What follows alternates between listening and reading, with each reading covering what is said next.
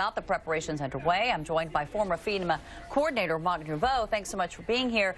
Mark, FEMA's new administrator has been really blunt in talking about this storm. He said Hurricane Florence is going to be a devastating storm to the Carolina coast, Virginia, and some of the mid-Atlantic states due to damaging winds, storm surge, and inland rainfall. And he says bottom line is now is the time to be prepared. So what's FEMA doing?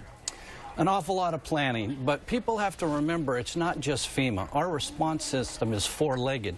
It's the local police officers, firefighters, EMS personnel, it's the state personnel, it's the streets department to clear the roads. It's also the federal government. But the biggest part is also what they call non-governmental organizations, Salvation Army, Red Cross. All of those folks are in the planning process, too, for what is going to be a tremendous storm, or at least predicted to be. You've been here on the ground making these sort of preparations. Sort of give us a sense as to what is actually taking place there on the ground as you're looking at this forecast and seeing this monster headed right towards you. Yeah, there's a lot of coordination taking place between the different levels of government and the non-governmental organizations. There's liaisons in different emergency operations centers, like we talked about at the county and the city level. Also at the state level, there's discussion. They're doing situation reports, trying to gather as much information as they can.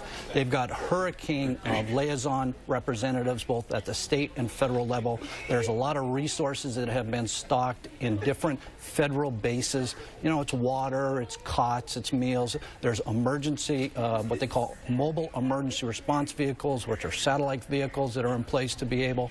So they're trying to maintain communications, get as much information as they can, get resources spotted and in a location that they can get into that area as quickly as possible. Mark, this is obviously a really big test for FEMA.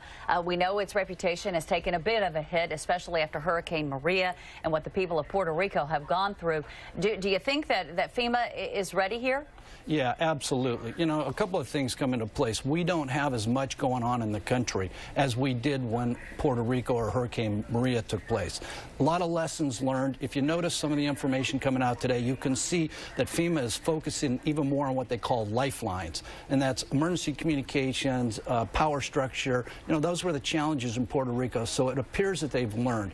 Also keep in mind that, North Carolina is where the FEMA administrator is from. Not that he would do anything different, but he's got relationships within that state that allow them to be able to communicate a little bit easier because we've been there before is kind of the mantra that goes with that. Before I let you go, Mark, I do want to talk with you a little bit about this coordinating effort. You mentioned it is not just federal officials, but local officials, city officials. Yes. Talk with us about sort of bringing all of that together under one roof, because in circumstances like this in the past, we have seen some miscommunication, which could lead to more disasters, if you will. Yeah, and what they try to do, and they in this particular case, they have taken federal coordinating officers, which are national incident commanders, and they've got the top 3 of them in North Carolina, South Carolina, and one of them in the Pacific area.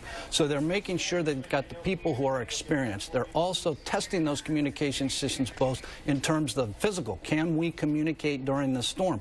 But also what system is in place that makes allow us to continue to communicate, and that's the incident command system that was born out of the wildfires here in the 70s from California.